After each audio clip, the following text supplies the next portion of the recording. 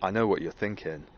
Wouldn't it be great if there was a podcast set in parks? Well, now there is. Roll titles.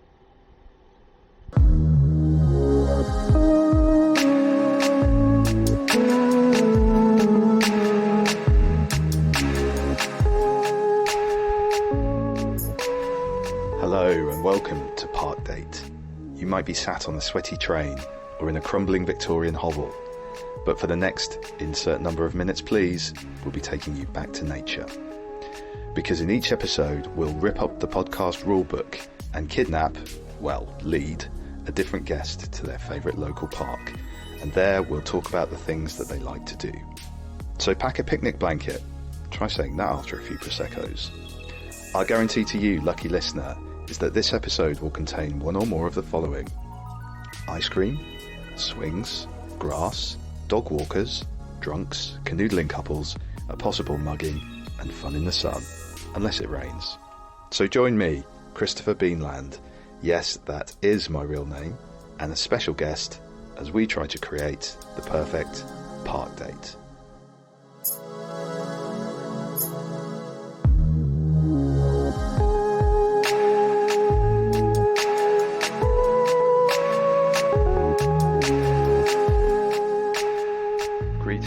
This is Park Date. I'm at Woodbury Wetlands, which is a place where there's two old reservoirs. One of them is a nature reserve and the other one you can swim in. I like to swim there, and in fact I've just done that. It was very nice. The nature reserve portion of Woodbury Wetlands is an appropriate place, I think, to introduce this episode of Park Date, which features Helen Coffey. Helen talks about her book Zero Altitude, which is an examination of the environmental implications of travel. Helen should know lots about this subject because she runs the Independent's travel desk. Helen has lots of fun things to say, as well as our chat about the environment.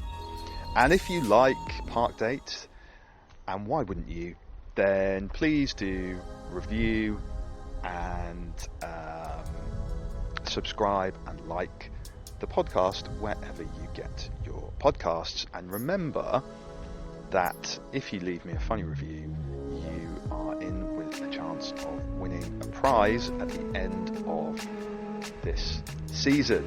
Name check some trees and make your reviews as funny as possible. And follow Park Date on socials at Park Date Podcast on Instagram and Twitter, and the website is parkdate.co.uk. Please enjoy.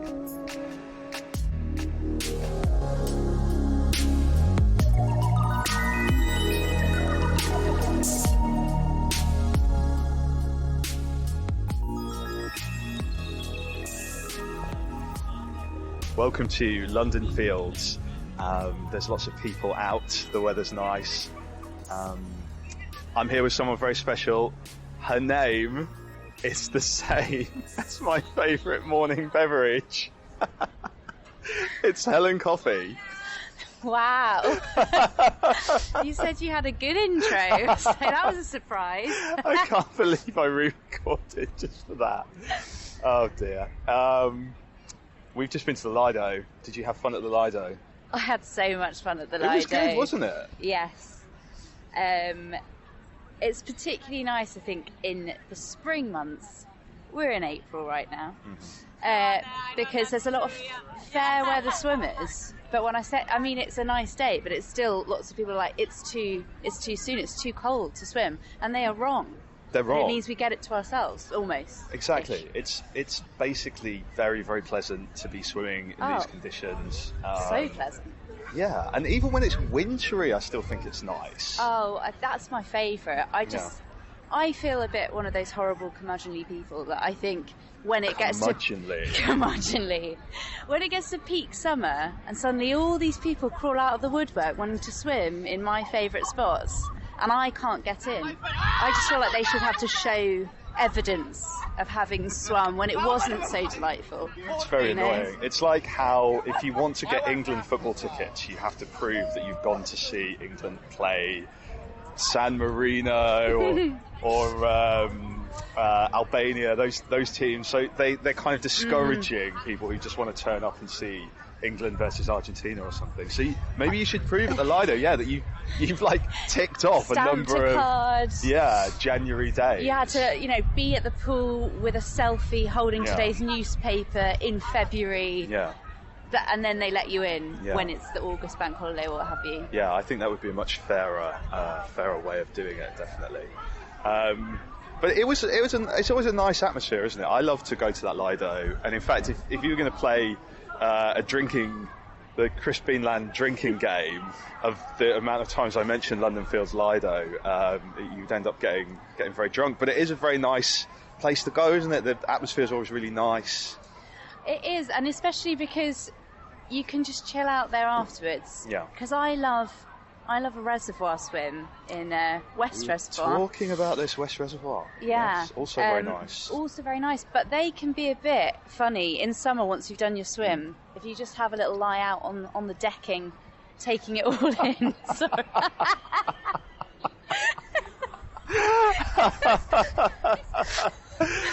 Can we talk about what just happened? The reason that we're both laughing is that a very cute golden retriever just squatted right in front of us and did something which you can probably imagine from our reaction. It was really well timed. The kind of thing a dog does. Nobody seems to be cleaning it up. Nobody's picking it up. No one's picking it up. That's not a good park etiquette. That's very poor park etiquette. I'm very upset about that, actually. I don't know what's going on there. When I was trying to explain the podcast to you in the Lido, and I remember when I was telling you were sort of looking at me like, what? Like, why? But then you said to me, it sounds very innocent. And I like that. Maybe it is quite innocent. That wasn't a very innocent occurrence. But no, that was adults only. It was. Out. Very, very, very weird. No, and still there. Still not cleaned up. We need to clean up after our pets. But yeah, I think parks can be quite kind of. Well, when there's not dogs doing that, it can be just a very nice place to be. Can't it? You've got people playing. There's so many kind of friends hanging out, but it all does. very sociable, It does bring together every sort of strata of society, doesn't it? It's one of those places where every kind of element of a community comes together. So there will be maybe some dodgy stuff going on sometimes, alongside the most innocent of pursuits. Small children running around doing handstands. And I kind of like that. There's very few places now, that are free in our, capitalist society, not to get all Marxist about it, but, no, you're right. That are free to enjoy, and therefore everyone congregates in those spaces. This is so true, and that's one of the reasons, actually, that I find parks really interesting, because they are one of those few places where you can go, you don't have to spend any money. Obviously, you can buy an ice cream if you want, but yeah, it's just a place that's kind of free and it isn't commercialised, and very important when you live in a place without a garden. Oh my gosh, yes. Yeah. Do you have a garden or? I do not. No, actually, I know. I'm lying.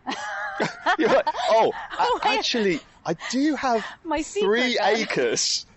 I did forget about that 3 acres I have in your Canterbury mansion. Where is it? No. I live on the Caledonian Road, yeah.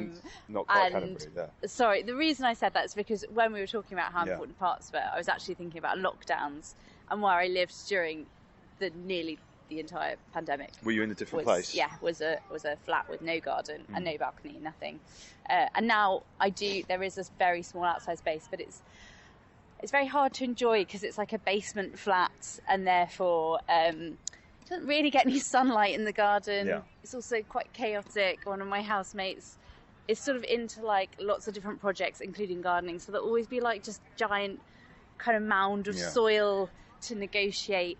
I'm sounding very ungrateful, but it's not like, in my mind, the sort of relaxing space I would want a garden to be.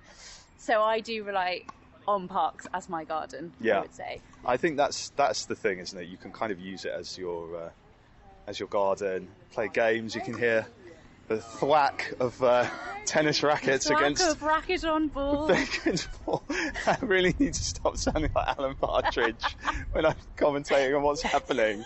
It's so easy to slip into that.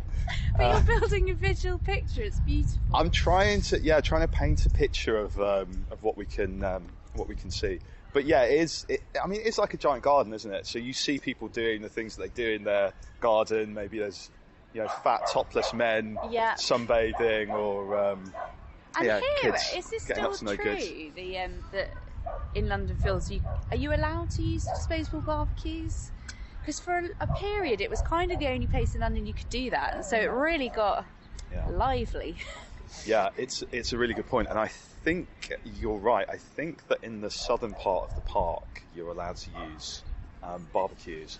We're walking around the cricket pitch at the northern bit of the park.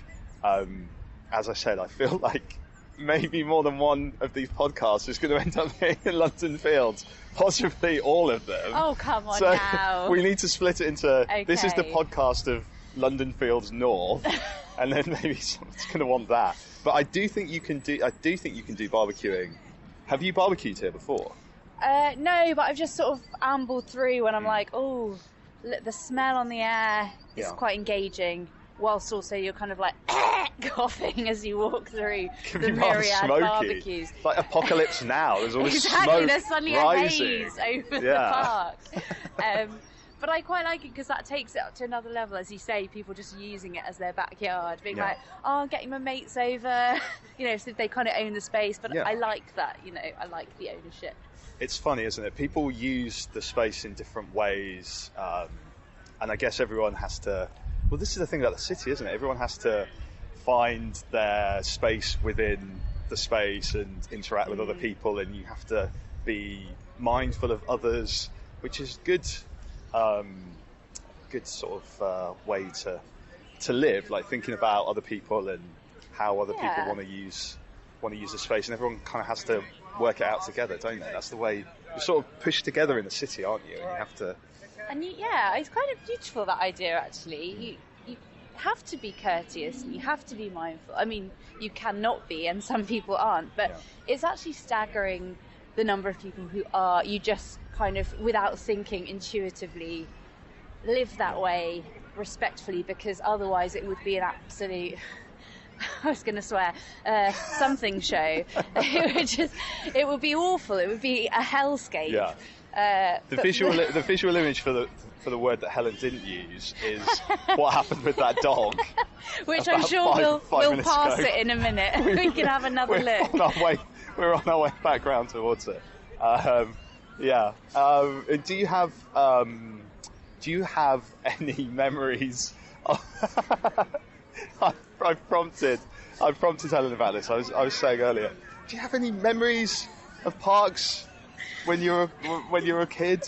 Did you ever go to the park? I loved it when I was little. I went to a park, yeah. Full stop. Next question.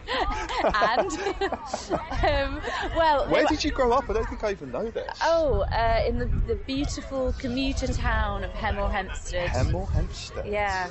Which people often confuse when I say that. They think I mean Hampstead, and so they have a very different idea of my idyllic posh upbringing, and I'm like, no. Imagine the place between Luton and Watford. That's a different place. Very different to Hampstead. Very different to Hampstead. A lot less whimsical, a lot less charming. I can see how that could possibly happen. Is that has more than one person confused Hemel Hempstead for Hampstead? Yeah, a lot. Really? It happens frequently. That's interesting. But it did, it still does have some parks, you'll be pleased to hear. What's the best park in Hemel Hempstead? I'm not going to be able to remember what it's called. But actually, I only discovered it as an adult. I sort of went back home for a week. Actually, it was between lockdowns when you were allowed to go home, and we'd go out for a little walk each day, and just found this kind of. It was amazing, really. Like, you know, when you think you know somewhere very well, and then you come across the kind of. It was almost like walking through the wardrobe into Narnia, but like summery Narnia. So not really like Narnia at all, actually. Narnia once Aslan's come back and returned summer to the land. It was like that. Narnia in Hertfordshire or Bedfordshire? In Hertfordshire. Yeah. Right. Because it was just this park, and then I went through this little copse of trees, and then it was just kind of like this open, wild kind of, I don't even know if you would call it a park, like kind of wild grass, wild flowers. And it was really beautiful, and it made me think, actually, there must be so many hidden pockets like that in places that you think you know are a bit crap, and actually, especially in England, we just have green space everywhere. We're so lucky. We do have a lot of green space. I love the word copse, by the way. That's fantastic. Thank you. Oh, great. I don't often get to say it, so it doesn't. Thank you. It doesn't come up very often, does it? No. But it's a brilliant word. I think that I think parks give us that first taste of freedom, right? So you know, when you're a baby and that, you know, your mum is taking you out, they take you to the park generally, and then when you're allowed to play for the first time, you go to the swings in the park, and you know, you sort of learn to hang out there, and it's kind of your first sort of taste of adventure, really.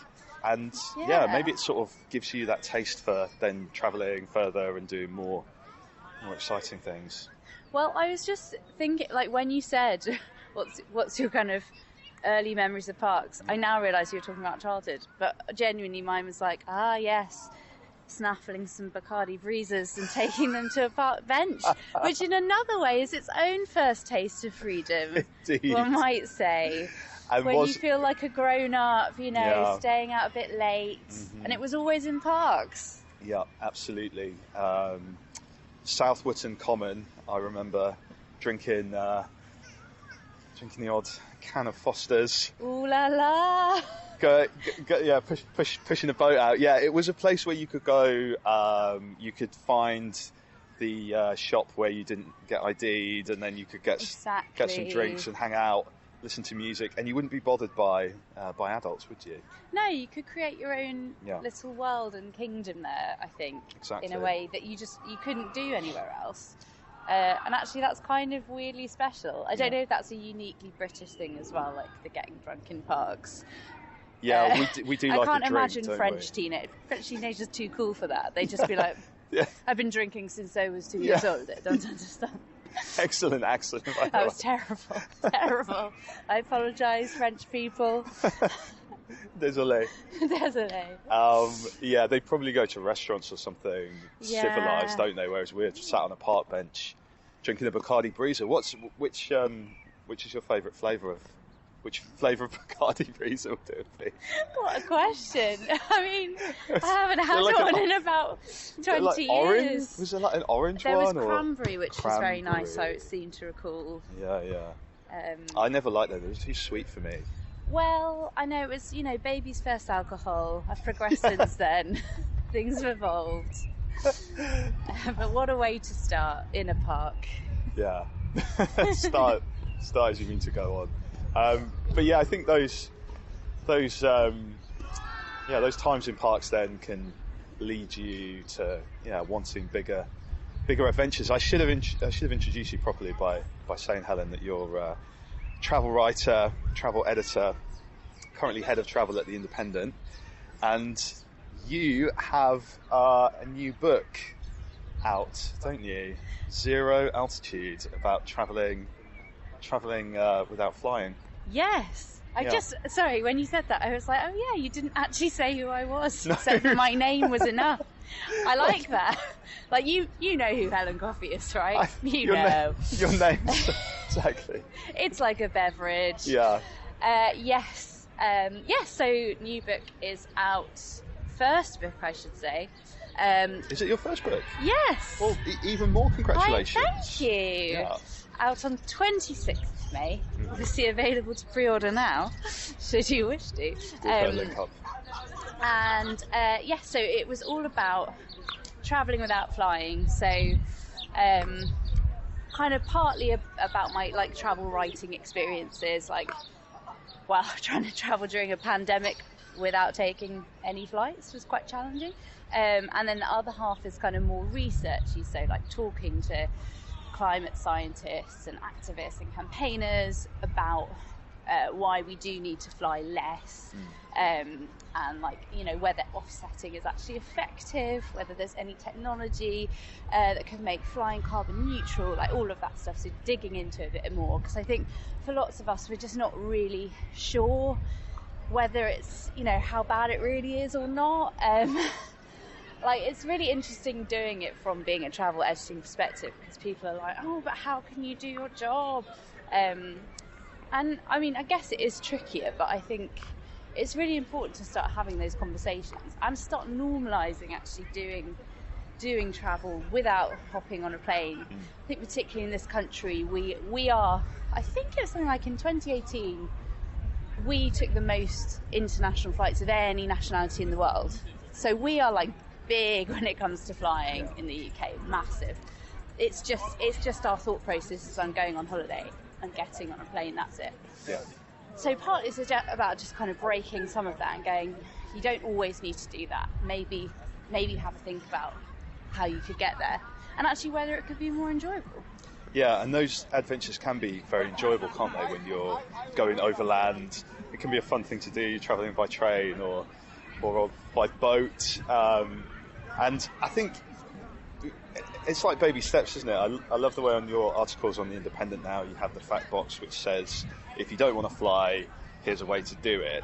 But you do sometimes have to go to quite extravagant lengths if you're looking at a long haul trip, don't you? So yeah. we were talking about something I've always wanted to do because it sounds amazing, but the idea of getting on a freighter and going across the Pacific or across the Atlantic, which is doable. You can book a place, so it's not like if you don't want to fly, you can still go to Asia or America, but you need to find a ship where you can get a cabin and then...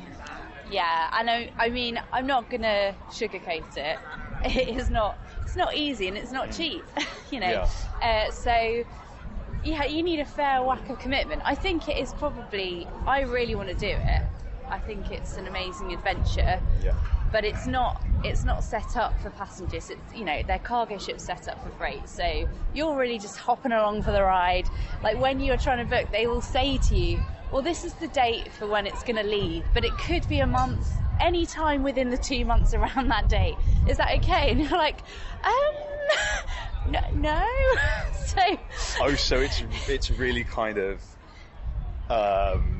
not tied down necessarily. Yeah, it's very fluid because it will depend on because they're going such long distances as well. If it's been held up at this port because of whatever reason, I mean, look at what was that ship in the Suez Canal that just stopped everyone for, stuff like that can happen. Stuff can happen. And you just have to be prepared for that. So it's obviously much easier if you're retired or on a sabbatical or something. I think it's a hard sell for people in full-time work for sure. But it's an interesting idea that it is possible. I've only had one so far actually. I was really annoyed. We had a feature. I think it might have been Madeira or the Azores, and I was like, every other one I've managed to find something where it's like, if you don't want to fly, this is what you could do. It might be crazy, it might take you 3 months, but this is what you could do. Yeah. That one, you can't do it. You can't do it. You can't get there. There apparently was a ferry service from Portugal, and then they stopped it, and now that's it.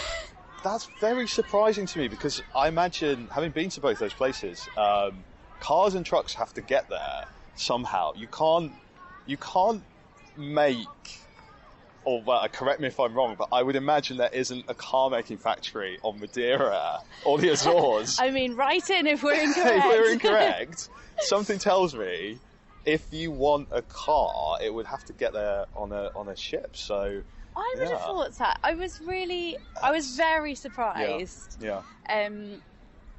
Yeah. So there is occasionally one, and that just irks me because I'm like, it should be possible, damn it. It should be possible. Even if it's really inconvenient and expensive, it should be possible. Now, this is making me think of, Helen, do you remember Michael Palin's Around the World in 80 Days? Did you ever see that? Oh, yeah. This was a programme that really struck a chord with me when I was a kid. I think I must have been about 9 years old when that was on BBC One, and I loved watching it, and I'd always dreamed of travelling around the world, and it made the act of travel look really exciting. But he was wrestling with those same problems. I remember he was trying to get on freighters, and they had issues with the dates that they were leaving, and would it kind of then tie up to the next boat.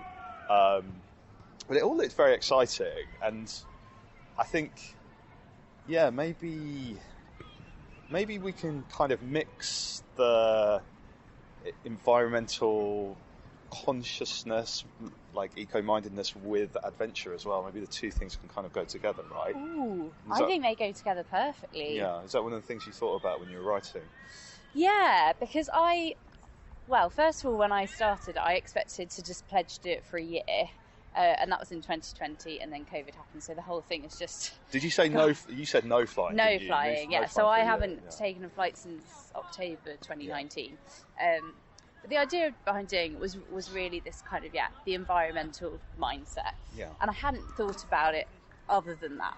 And then actually when I started going on trips, using just overland terrestrial methods, sea, I was like, this is like the most, even if I wasn't going to particularly exotic destinations, it was the most exciting travel I'd done, because there was something so different than, I think booking air travel and getting a flight can feel very soulless, because it's very easy, but it's not enjoyable anymore, is it? I mean, there are a few weirdos that absolutely love planes and love getting on flights.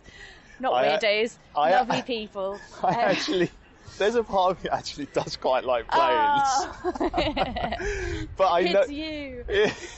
But it is a very globalized, very sanitized kind of thing, isn't it? I mean, that's it, sanitized. Right. You could be in at any airport, they obviously have slight differences, but there is that kind of thing of being in an airport. When you're doing overland travel, you're much more like in the place and in the moment, aren't you? You're on a train, or you're on a bus, you're on a boat, you're talking to people, you're kind of, things don't go to plan, and you have to kind of think on your feet a lot. But that's maybe part of the attraction as well, isn't it? So it's kind of part of the deal. Yeah. Like, one is you're actually travelling through landscapes in a very, like, you're there, you're present way, which you don't have that with flying. You arrive, you're there, boom. Yeah. And then like you say, the other part of it is it just takes a lot more human interaction that we often lose with travel now, because we can do everything remotely and seamlessly, and that is great. And I'm not saying I wouldn't want to go back to the old days, but there is a part of it that's like, you can very easily go on a trip without speaking to anyone local, having to wrestle with any language, having any inconvenience whatsoever. And actually that kind of takes away a bit of the immersion, the experience of place. And like, particularly, so on one of my trips, I got the ferry from Marseille in France to Tangier in Morocco, which is like a kind of 48-hour ferry.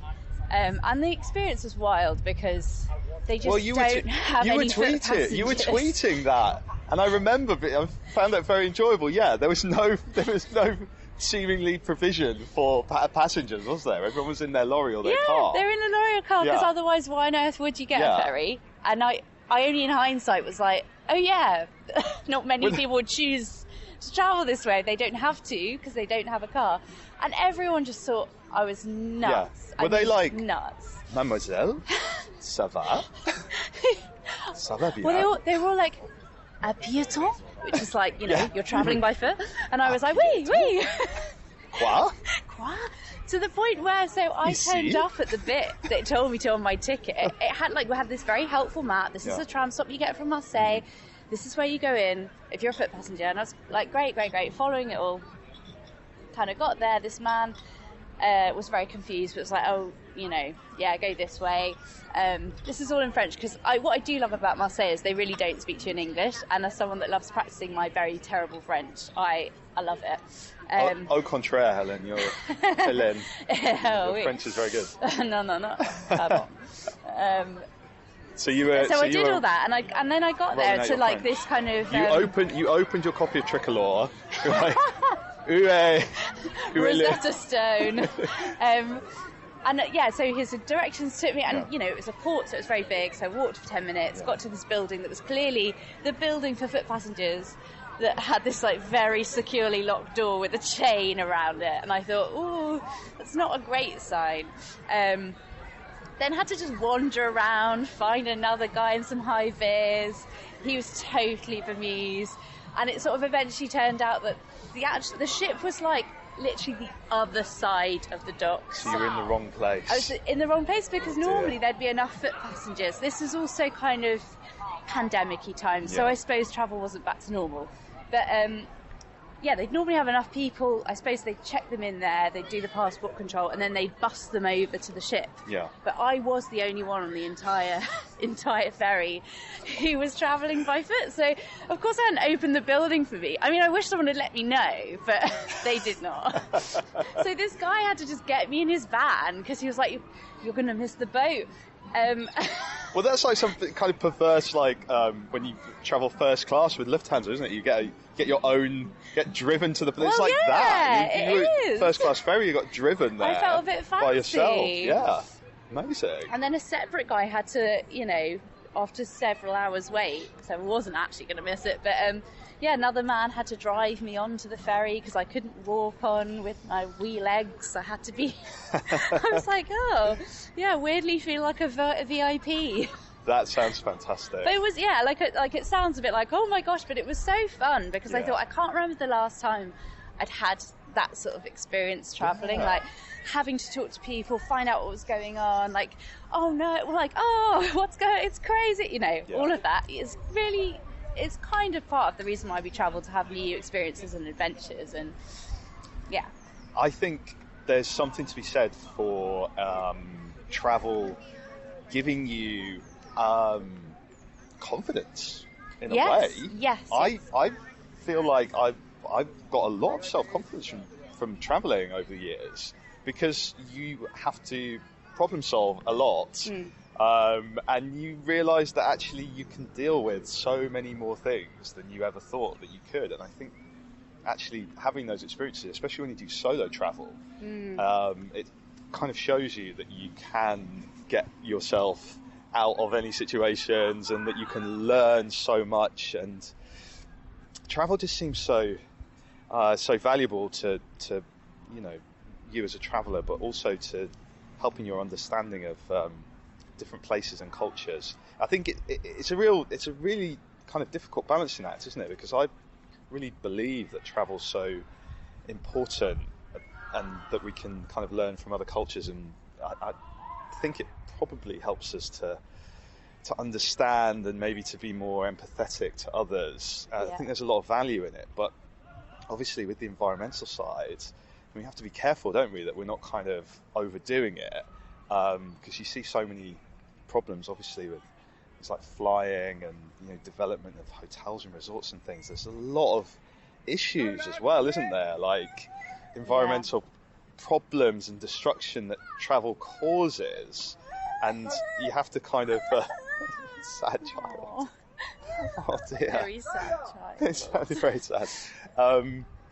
Maybe because of the state of the world. Well, I was going to say the complexities of travel as a force for good or evil would make any child cry. It's a difficult one, but what do you think? Like, I guess you have to kind of like get that balance, don't you? Yeah, I mean, there is a chapter in the book actually about called The Dark Side of Going Cold Turkey, as in, if we all stop flying tomorrow, that would clearly do massive detrimental be massively detrimental to lots of destinations where that we have now built an economy for them that is tourism dependent, And so, yeah, we have to be mindful about that. And the pandemic really showed, I mean, you know, it was like a real life case study of all these places where suddenly that form of income stream has dried up. People are just left without jobs, without money. Like it's not some easy equation.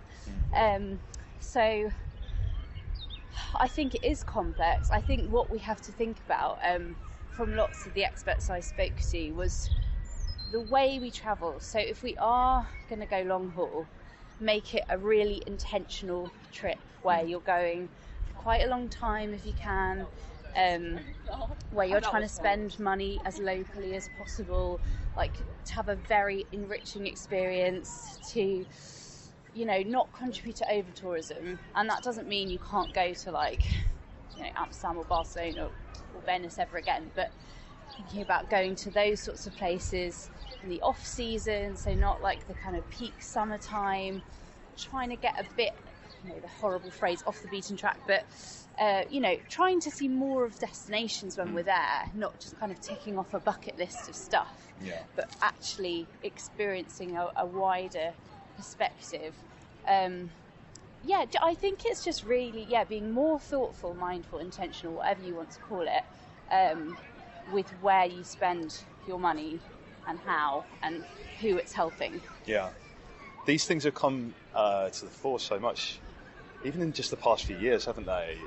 It wasn't a kind of discussion that we had so much even recently, but I guess you kind of see it's like the don't look up thing, isn't it? Where like maybe it's time that we actually really started to think about these things seriously. And especially I think if you're the kind of person that has the disposable income to travel a lot, then you actually do have a responsibility that comes with that. You know, people often argue like, oh, you're punishing people with a very low income essentially by saying you shouldn't fly, and I really push against that, because the problem isn't people that take one package holiday a year where they're flying short haul to Spain and back and they have their 2-week break. That's not the issue. It's people who are, and I would count myself in this bracket, more middle class, have more disposable income and money to spend, and you know, just par for the course would be doing, you know, pre-pandemic, a few city breaks here and there, maybe a ski trip, maybe a summer holiday, you know, just combining so many different trips within 1 year without thinking about it. So I'm not judging anyone else, by the way, because before I took the pledge in 2019, the reason I took it is because I realised in 6 months I'd taken, I think it was 24 flights, so it was almost one a week, it averaged out as, and I felt a bit sick. I mean, I'm a travel editor, so it makes a bit more sense, but even so, that's wild. Yeah, it's your job, of course, but I was making sort of wincing face because I was thinking myself about my own frequent flyer behaviour, but it's hard as a obviously as, you know, writer, journalist, you need to be really in those places to tell those stories authentically, and it is a hard one. There's kind of things you can do when you're at home or at your desk, but a lot of the time you really need to go to the place and see what it's like and talk to people, and there's so many kind of things, you know, there's like events, festivals, conferences, all these reasons why people have to travel. I thought that was interesting in the pandemic as well. People are always talking about holidays, but actually travel is for so many other reasons as well, isn't it? You know, seeing, we all have, you know, families spread across the world now, like people's, you know, families in Australia and America and everywhere, and people having to travel to events and things. There's only so much you can do on Zoom, so actually travel's about more than just kind of your holiday, isn't it? It's about the whole sort of society and culture that we've built, but we definitely need to find ways of doing it better, don't we? And maybe if we can see that actually taking the ship is a way that can make it better, or taking the train. We were talking about the train, weren't we, and how actually the train can work a lot if you're talking about kind of getting around Europe or you know, a lot of other places like Asia and America even. They have better kind of train connections than people would would realise. And yeah, you can get the train from England to wherever you want to go, really, in Europe. Yeah. As long as you've got the time, you can do it, and it's fun. It's so fun. Like, travelling by train is really, really fun. It can be romantic. Do you remember Before Sunrise? Oh my gosh, yes. One of my favourite films. They talk such a lot of nonsense, but I love it. Such a lot of nonsense. They just take it in turns to have really, really deep monologues while looking very sexy. It's hot. It's hot. That's the screenplay I want to write. People talking in a very, very deep and philosophical way, but of course they meet on a train. Yes, so they're sort of interrailing almost, aren't they, when they meet? Exactly. It's if you haven't seen it, it's a Julie Delpy and Ethan Hawke, in their prime, like very young, both of them. Yeah. And yeah, it's the dream that you would have when interrailing, I imagine. You meet sexy stranger on train, you spend the most beautiful day together you've ever had, you fall in love because you're 20 years old. Ooh la la. Ooh la It's getting so la. French. Julie Delpy, of course. Julie Delpy is so French She's and so so French. beautiful. Oh, she doesn't know Ethan. it. Oh, Ethan. Oh, Ethan. I think that's are we selling it to people, do you think? You should, if you've not seen Before Sunrise, you should go and watch it. I think it's the best film about travel ever made as well, because it really captures that experience of when you're young and you don't know what you're doing and you've got no money and you meet cool people and you just walk around. Well, in this case, they're in Vienna, just walking around and talking and kind of experiencing the world. I feel like I had a mini version of that on one of my trips last year. Tell us about that Very story. mini. Well, just this is not the kind of thing that happens to me, by the way. So please don't think it is. But so I'd gone over to northern Spain on the ferry, Santander, then got the little narrow gauge train to Bilbao. This was all solo, and like the plan was I was walking part of the Camino pilgrimage trail, the Del Norte one, back again. And on my first night sort of in Bilbao, I went out, thought I'll go and get some pinchos, is that how I pronounce it? Yeah, pinchos. The North Spanish version of tapas. I'll have a drink. Copa. Yeah, I did that. I was all obviously, I wasn't even looking nice actually, I'm thinking back. I wasn't looking like Julie Delpy. I'm sure you were. But I was sitting alone in a bar, and then just this man walked in, ordered some great stuff in Spanish, and then he just turned to me and said, "Are you English?" Because as I have discussed with Chris before, people always know. I radiate Englishness from my pores. And it turned out he was Dutch. Oh, right. And then he proceeded to chat me up over some wines. And then, because it turned out even more impressive than me, he'd got there without flying. He'd cycled from the Netherlands. Wow. And he was cycling all the way around, I think down through Portugal to southern Spain. Wow. Holland to Spain Yeah, on a bike. on a bike. I mean, that's basically the Tour de France. He's basically done the Tour de France. That's very, very impressive. So then obviously we had a snog because, Why not? when in Bilbao. Yeah. And then we met up a few days later. I was doing my walk, and then we met up in this little Spanish seaside town. He'd cycled there and had like a really fun night out in this like tiny town where we were trying to find somewhere to go dancing, and Googled it and went to this place, and it was honestly like this little pub with 3 very old grumpy men in it, and I was like, this is rated #1 for dancing in Laredo. Great. What was that on TripAdvisor rankings? Dancing. #1. #1. Grumpy old man pub. That's a great story. What was the Dutch guy's name? He was called Tom. Tom. Yeah. Hello, Tom, if you're listening. Hello, Tom. Thanks for the memories. Thank you, well, for the memories. That's a great story, and those things are that's an amazing thing to happen when you're travelling. Has that happened to you a lot, Helen? Have you been? No, it really hasn't. That's why it was surprising. I was like, chatted up by many Dutch cyclists. It's a rare occurrence for me. Yeah. And I'm in my middle 30s now, so don't expect men to chat me up in bars. Maybe I should, but it's so much more romantic for that to happen than to use. So we were talking about dating apps earlier, weren't we? That's that kind of in real life. Oh yeah. That meet cute. And especially when you travel, because I think, you know what, you're so much more open to experience. Yeah. I was thinking, if that happened, you know, in a pub in Slough. You put your hand over your glass. Don't spike my drink. There's no way. There's no way.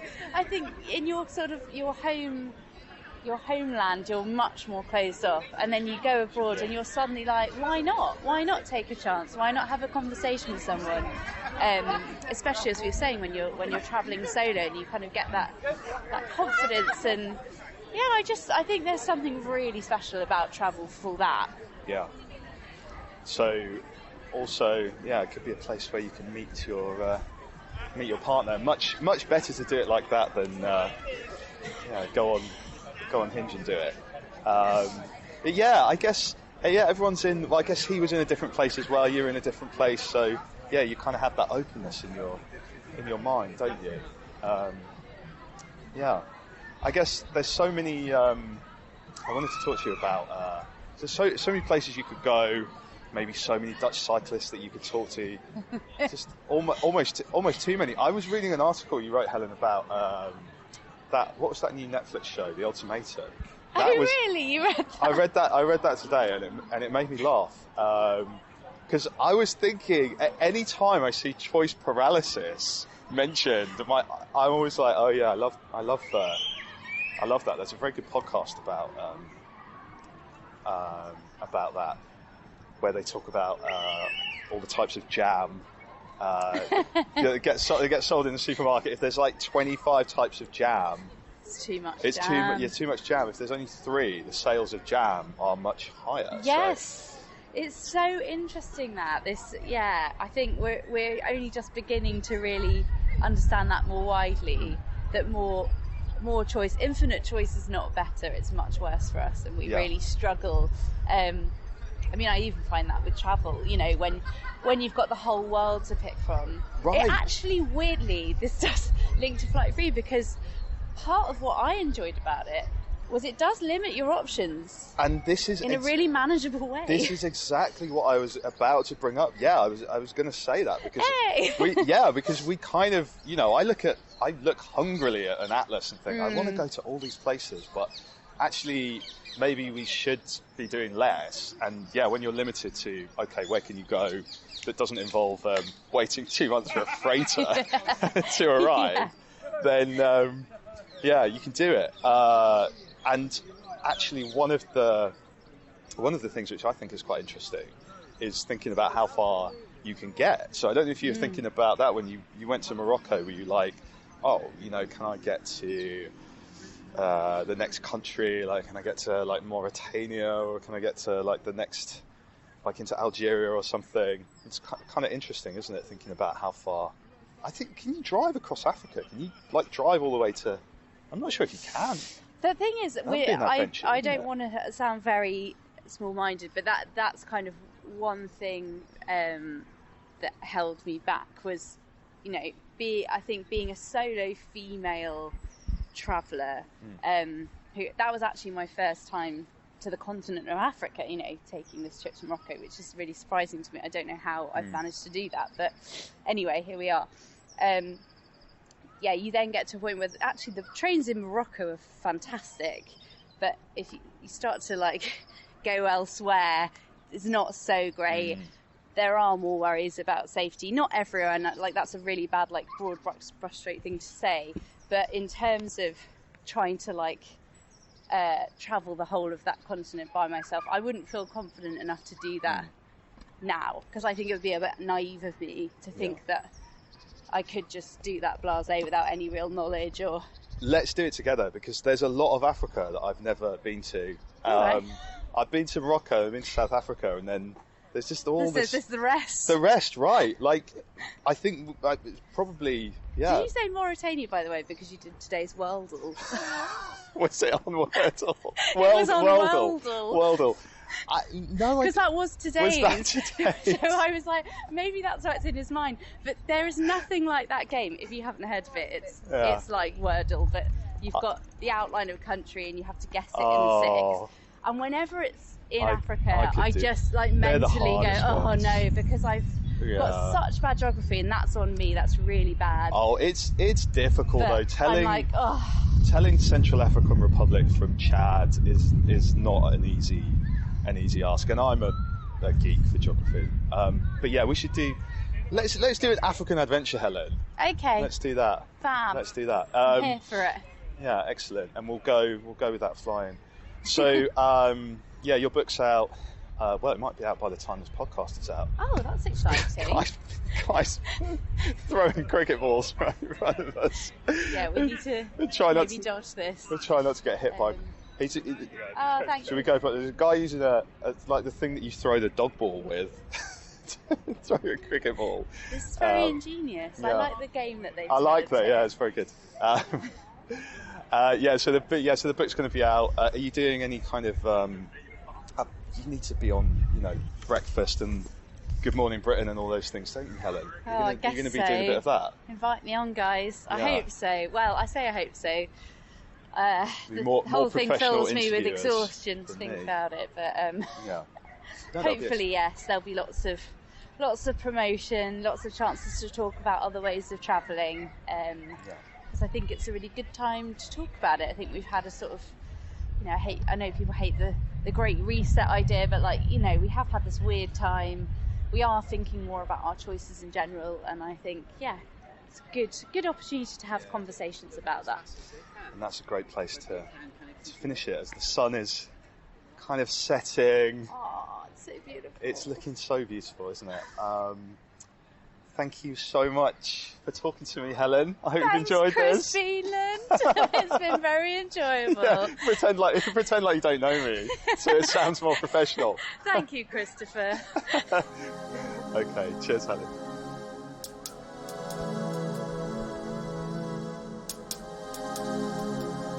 I hope you enjoyed that episode of Park Date. There's lots more where that came from, and there'll be more in the future as well. If you enjoyed it, please leave a review, good or bad, make them funny. I'll be reading out the best ones, and there'll be a prize for the one that makes me laugh the most. Name check some trees in your reviews and leave them wherever you get your podcasts from. Check out our website, parkdate.co.uk, and if you see me walking around in a park, come and say hello. I think that was the sound of someone sneezing. Yes. Thank you. Bye-bye.